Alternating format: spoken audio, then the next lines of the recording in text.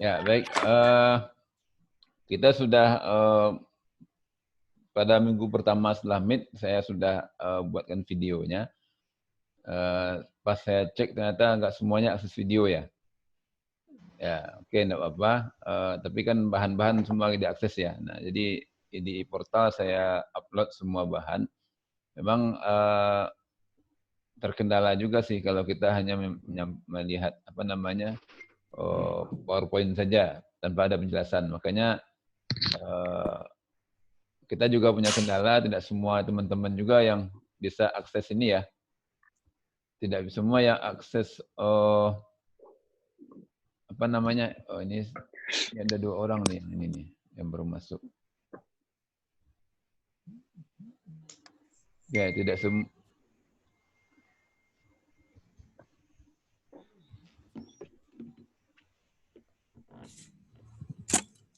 Ya, tidak semua akses karena kendala ini, kendala paket ya, paket apa namanya?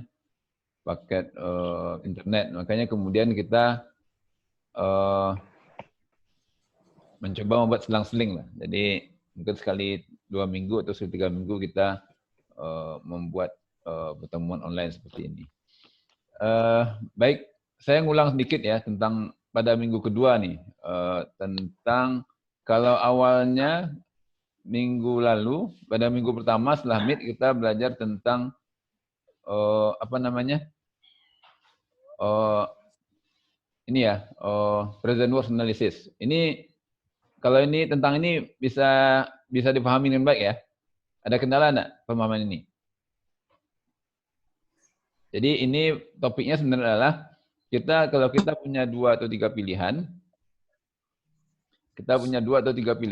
seperti ini, maka kita bandingkan ya. Bagaimana cara kita membandingkan antara pilihan ini? Ya, mana lebih baik pilihan pertama, pilihan kedua, atau pilihan ketiga, atau malah do nothing gitu ya.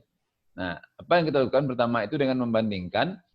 Ya, kalau kita membandingkan tidak tentu harus kita membandingkan pada waktu yang sama. Tidak mungkin waktunya berbeda kita bandingkan. Nah, tentu salah satu caranya adalah dengan nilai nilai apa namanya?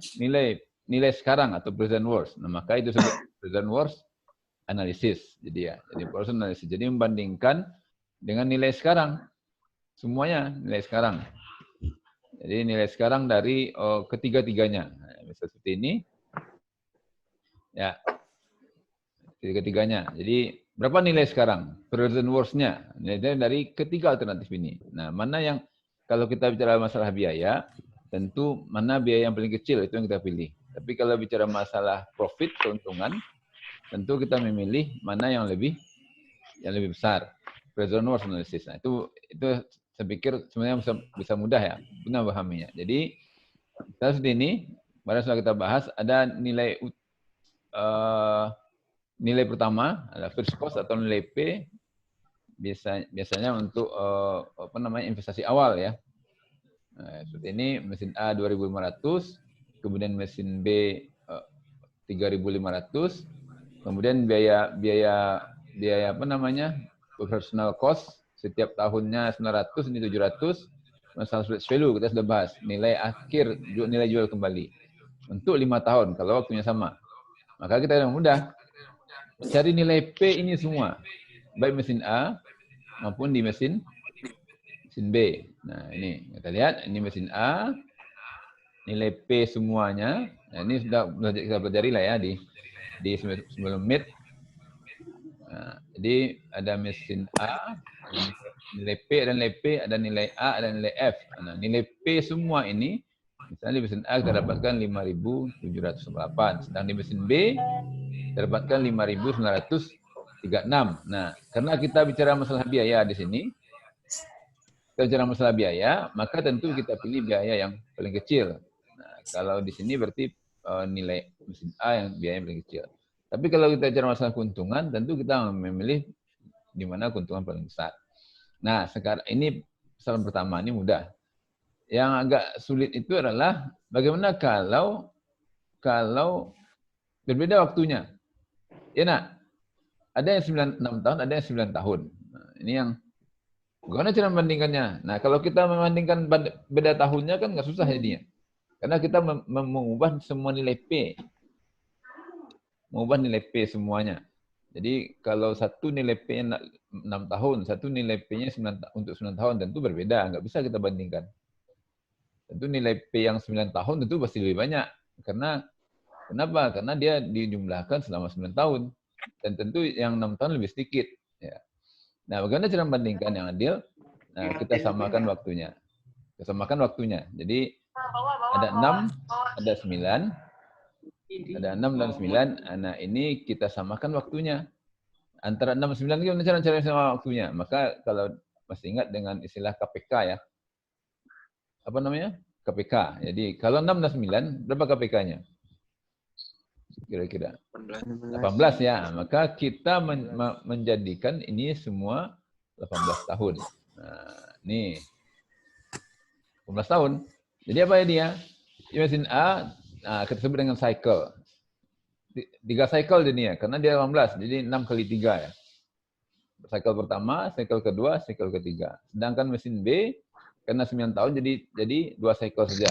Sehingga semuanya menjadi 18 tahun. Nah, kalau 18 tahun, nah, karena kita jumlahkan nilai P semua, maka ini lebih mudah. Berarti baru kita bisa membandingkan dengan adil. Nah, lihat, itu kira-kira. 18 tahun. Nah, jadi 3 cycle. Nah, gimana caranya kemarin? Masih ingat ya? Nah, sama saja. Jadi ini satu cycle. 6 tahun, satu cycle, 9 tahun. 9 tahun. Maka ini kita pindahkan saja. Jadi cycle pertama, ini pindahkan. Ini cycle pertama di sini kita pindahkan. Kita copy paste di sini. Copy paste di sini. Copy paste juga di sini. Begitu juga yang mesin B, ya yang 9 tahun kita copy paste di sini. Maka ini equal, sama. Cycle 1, cycle 2, cycle 3 sama. Tanpa ada yang kita otak-atik sedikit pun. Juga mesin B, cycle 1, cycle 2 sama. Tanpa kita otak-atik sedikit pun. Jadi ini kita pindah semua. Apa adanya ke sini. Nah, dari sini baru kita bandingkan. Nah, mesin A untuk satu cycle kita dapatkan ini. Harga P-nya 23.813. Mesin A untuk satu cycle. Nah, ini mesin A untuk satu cycle. Ya. Nah, mesin B. Nah, ini untuk satu cycle. Ya. Nah, kemudian apa? Sehingga apa kemudian? Kita pindah sekarang. Mesin A. Ini mesin A tadi. Ya, satu cycle, kita pindah. Jadi nilai P dari cycle pertama 23.819. Nilai P pada cycle kedua sama 23.813. Cuma pada cycle kedua nilai P-nya adalah di tahun ke-6 karena dia dianggap ini jadi tahun ke-0. Ya kan? Di cycle ketiga nilai P-nya tahun ke-0-nya ada di tahun ke-12. Maka kita dapatkan di nilai di tahun ke-0, tahun ke-6, tahun ke-12 nilai P masing-masing ini dengan angka yang sama. Nah, ini kemudian kita ubah ke nilai P0-nya. Yang ini kita ubah ke nilai P0-nya. Sehingga dapatkan PA total adalah dari 3 komponen ini 38.558. Oke. Sedangkan untuk B sama, kita dapat nilai cycle-nya segini. Satu cycle ya. Dapat satu cycle segini. Kemudian kita ubah. Nah, jadi ini cycle pertama, cycle kedua. Dan cycle kedua tahun ke-0-nya kan segini ya. 32.508. 32.508. Maka dapatkan nilai total P yang 9 tahun kita pindah ke sini.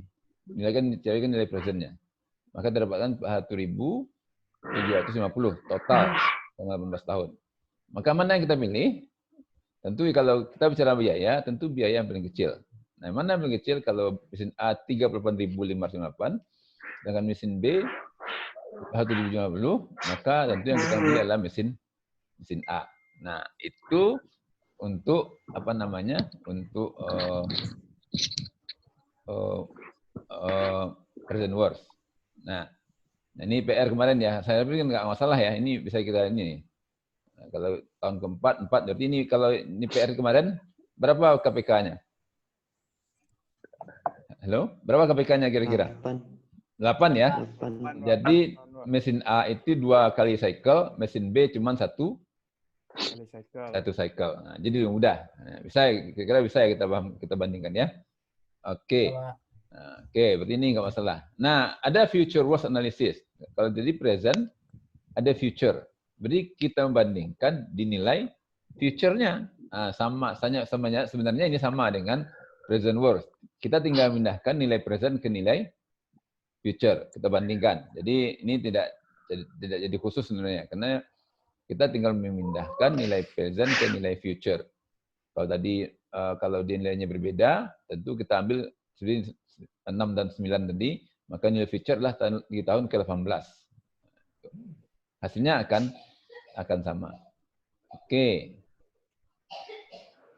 Oke, selanjutnya kita lanjut ke yang kedua. Nah, ini chapter pertemuan minggu lalu ya.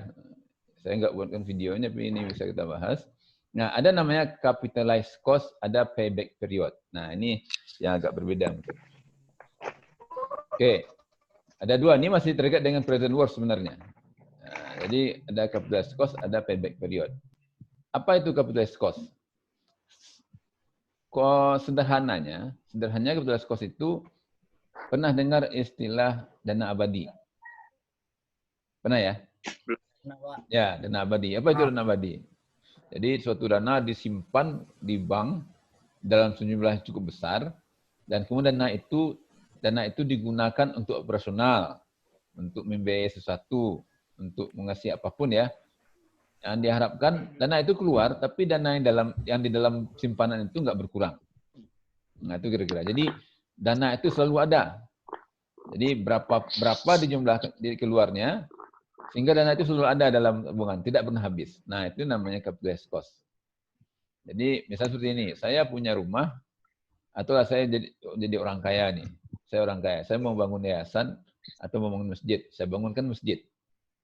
Kemudian saya ingin membuat dana abadi, menyimpan dana, sehingga dana yang saya simpan itu bisa digunakan untuk membiayai operasional masjid itu sampai kapanpun. Nah, misalnya saya biayai masjid ini 10 juta sebulan. Dan saya simpan, berapa uang saya simpan, sehingga saya bisa keluarkan 10 juta sebulan dalam waktu yang terbatas. Artinya uangnya nggak pernah habis.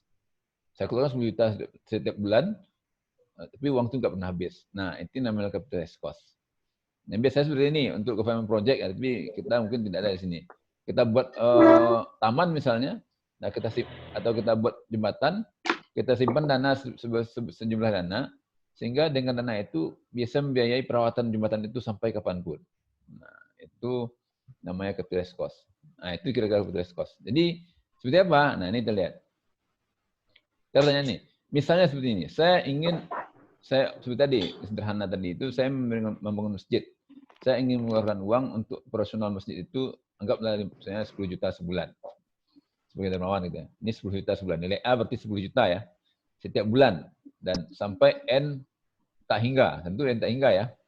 Karena N-nya sampai selama-lamanya itulah kira-kira. Jadi N tak hingga. Jadi apa? Berapa P nilai P? Sehingga saya bisa mengeluarkan sejumlah nilai A sampai waktu yang tak hingga. Berarti N-nya tak hingga.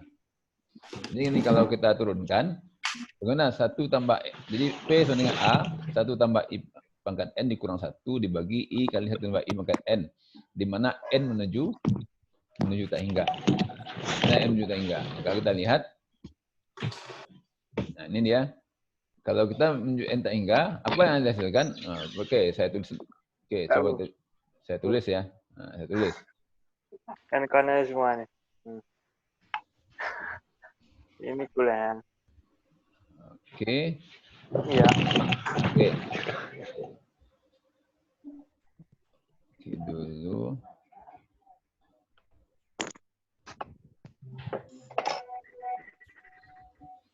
Oke.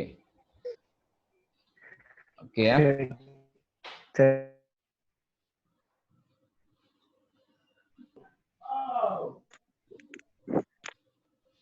Oke, saya ini seperti ini. Tadi kita sudah lihat berapa misalnya P itu sama dengan A kali 1 tambah I pangkat N dikurang 1 dibagi I kali 1 tambah I pangkat N. Ya, di mana N menuju limit ya. N menuju tak hingga. Untuk hingga apa jadi? Kita lihat, kalau N tak hingga, maka ini kita urai. A dikali 1 tambah I pangkat N dibagi dengan I 1 tambah I pangkat N dikurang 1 dibagi I 1 tambah I pangkat N. Bisa lihat? Bisa baca? Bisa ya? Ini memang Nggak kelihatan, Pak. nggak kelihatan. Coba dibesarkan. Bisa dibesarkan ini ya? Nggak jelas, Pak. Jelas? Nggak, Pak. Enggak ya? Lumayan jelas Pak, tapi gambarnya pecah-pecah. Masih pecah ya? Ini resolusinya jelek nih, resolusi kamera saya. Tapi Sinyal mungkin, Pak. oh, sinyal juga mungkin. Oke. Tapi enggak apa ya? Nanti kita cari kamera lebih bagus kayaknya. Kalau kamera ini karena pecah nih kameranya enggak terlalu bagus sih sebenarnya. Tapi ini saya hanya jelaskan saja. Kalau ini mendekati N kita hingga, apa yang terjadi? Kayak ini kita coret, ini kita coret. Maka 1 dibagi I tambah I pakai tak hingga. Kalau ini apa jadinya? Kalau N tak hingga berarti ini tak hingga. 1 per tak hingga sama dengan 0. Sedangkan ini 1 per I. Jadi enggak apa, jadi apa lagi ya? Maka ini sama dengan 0, ini sama dengan 1 per I. Maka A kali 1 kali 1 per I. Atau sama dengan A per I. Nah, itu kira-kira. A per I. P sama dengan A per I. Nah, ini namanya capitalized cost. Oke. Nah, kita kembali lagi ke ini. Nah, ini dari mana datangnya? Kita hanya coba menyelesaikan persamaannya. Nah, kita dapatkan. Ini kembali ke yang tadi.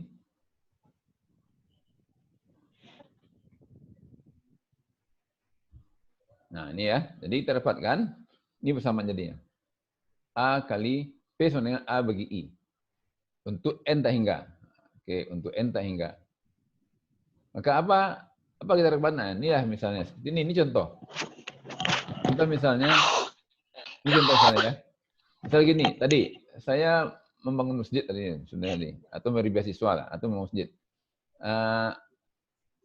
Saya dengan seperti itu, saya contohnya ini saya ingin mengeluarkan uang $50 per tahun. Anggaplah ini sederhananya saja. $50 per tahun. Sampai N tak hingga nih. N nggak jelas, tak hingga dari 1 sampai tak hingga.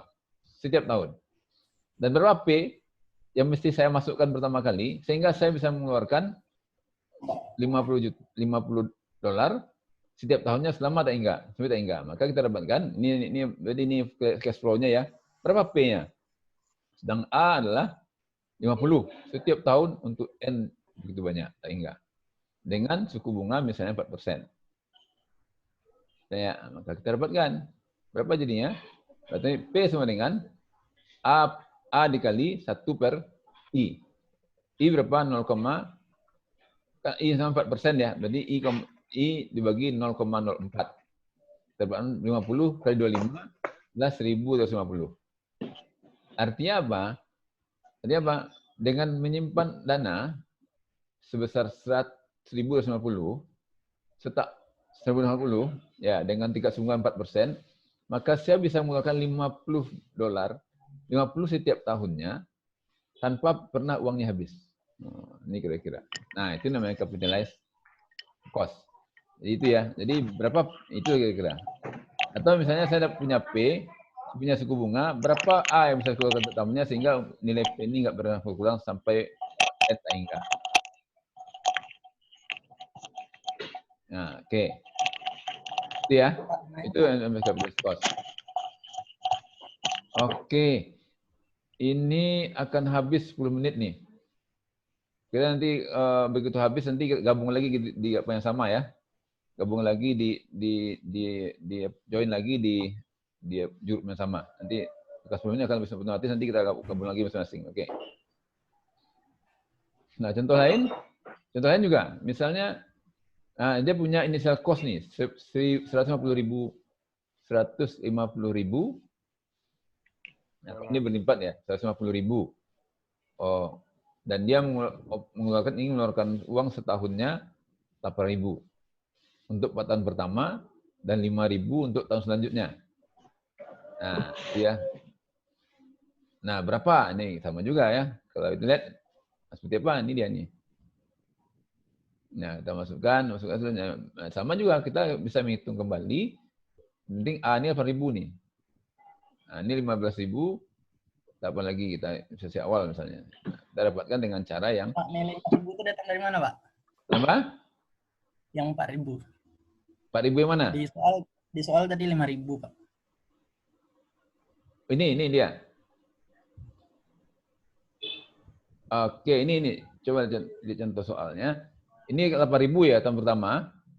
Kemudian dia tahun kedua, oh ini terpotong soalnya gue ini. Sorry. Terpotong nih soalnya. Jadi 4.000, kemudian dia menambah investasi awalnya 15.000 setiap tahunnya. Itu kira-kira. Nah, itu makanya hasilnya akan sama sebenarnya. Jadi dengan cara-cara yang sama seperti tadi, tentu ini kita urai semuanya ke dalam nilai P, berapa nilai P-nya. Jadi itu sebenarnya tidak terlalu apa namanya? Nah, ini kira-kira ini contoh soal saja ya sebenarnya. Ya. Nah, ini contoh ini yang tadi 15.000 tadi kita bagi per tahun. Nah, ini kita urai lagi ke setiap tahunnya gitu. Dengan nilai berapa nilai A. Kalau kita ada F di sini misalnya kita ubah semua ke dalam P dan berapa kemudian nilai A-nya. Dengan menganggap N sama dengan tak hingga. Jadi ini turunan dari tadi ya. Jadi dengan menurunkan persamaan dengan N menuju tak hingga. Jadi kita dibalik ini. Tadi nilai P, sekarang kita mencari nilai A dari semua ini. Itu kira-kira berapa nilai A dari semua ini. Kita pindahkan ke satu nilai. Kemudian kita buat dia menjadi tak hingga. Nah, seperti ini kira-kira. Nah, ini 30, kita tambahkan, kita bagi selama 15 tahun juga.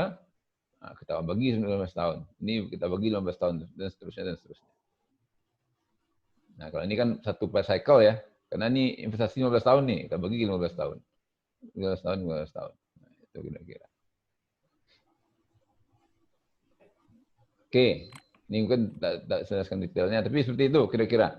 Jadi bagaimana kita membagi dalam sejumlah N yang tak hingga.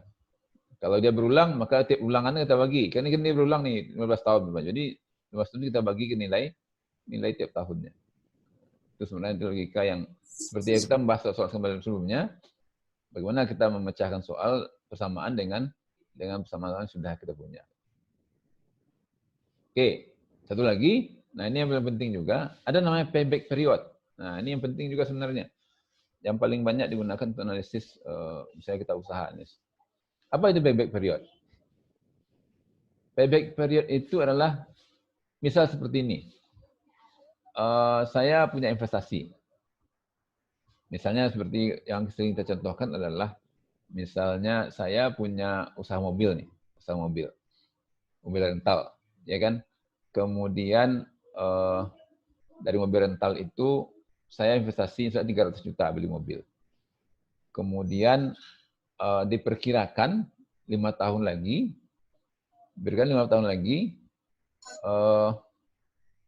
saya jual kembali, nilainya mungkin 150 juta. Nah, saya dapatkan keuntungan setiap bulannya 6 juta misal. Ya. Nah, setiap bulan 6 juta. Nah, tentu setiap bulan saya dapat 6 juta misalnya.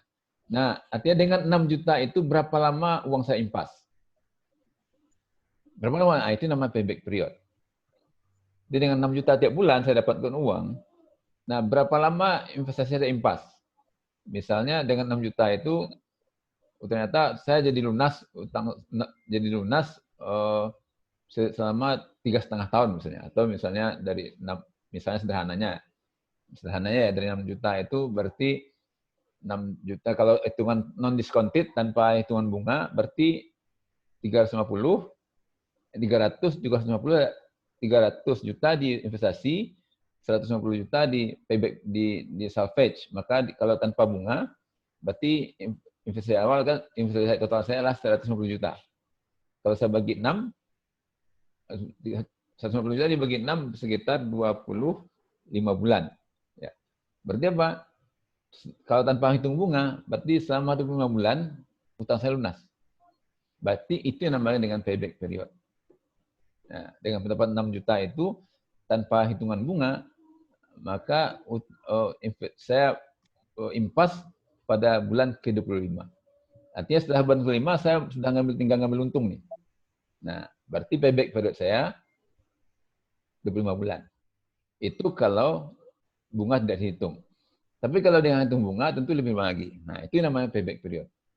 Nah, paham kira-kira ya? Apa maksudnya payback period? Nah, jadi ada dua. Nah, ini. Jadi yang kita tahu yang terjadi adalah berapa N sekarang waktu. Jika kita punya nilai A, kita punya nilai P dan semacamnya. Yang terjadi adalah berapa N-nya. Berapa waktu sehingga nilainya 0. Nilai presentnya 0. Impas. Nah, itu kira-kira. Nah, itu yang maksud dengan payback period. Nah, setelah payback period itu berarti setelah saya payback period saya 25 bulan, maka bulan ke-26 saya sudah mulai mendapatkan keuntungan. Dia sudah impas saya pada nilai pada tahun bulan ke-25 untuk kasus tadi. Nah, itu kira-kira. Nah, ini jadi ya. Jadi itu. Jadi itu namakan payback period. Nah, oke. Jadi yang kita cari tetap adalah present worth. Nah, ini contoh. Saya buat contoh seperti ini. Nah, ini. Nah, contoh. Ini tanpa, ini dianggap mesinnya habis gitu ya. Setelah 7 tahun. Habis sudah 15 tahun. Jadi nggak ada lagi salvage value. Nah, saya nggak perhitungkan salvage value-nya. Saya menghitung adalah seperti ini. Saya investasi mesin A misalnya. Saya investasi awal $12.000. Pendapatan saya setahunnya $3.000. Nah, sedang mesin B, saya investasi $8.000. Cuma pendapatan saya cuma $1.000 pada tahun pertama, 5 tahun pertama, 3.000 pada tahun selanjutnya sampai 15 tahun. Nah, kira-kira kapan nih saya impas dengan kedua mesin ini? Nah, itu namanya payback period. Pertama, ada 2.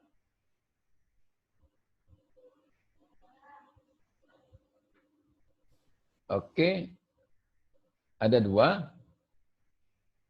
Nah, kita memperhitungkan bunga atau discounted namanya. Jadi bunga kita perhitungkan. Nah, justru ini tahun ke-0 saya investasi. Ya, ini nilainya berarti nilai present worth-nya adalah 12.000. Tahun ke-1 saya dapat keuntungan 3.000. Present worth ini adalah 2.609. Maka uang saya investasi saya tinggal 9.039. Tahun kedua saya dapat 3.000 lagi. Sedangkan nilai presentnya dari 3.000 itu adalah karena dia tahun kedua, nilai presentnya adalah 2.268 jika suku bunga 15% nih. Maka kita dapatkan dikurangi lagi, maka sisa investasi saya tinggal 7.000. Begitu selanjutnya, sehingga pada tahun ke-6, investasi saya, utang saya tinggal 647. Tahun ke-7, udah plus saya. Berarti berapa payback period saya? Itu sekitar, nah ini kalau hitung detailnya, 6,57 tahun. Nah, ini nama payback period. Karena setelah ini saya udah untung nih. Ini udah plus, tidak lagi minus.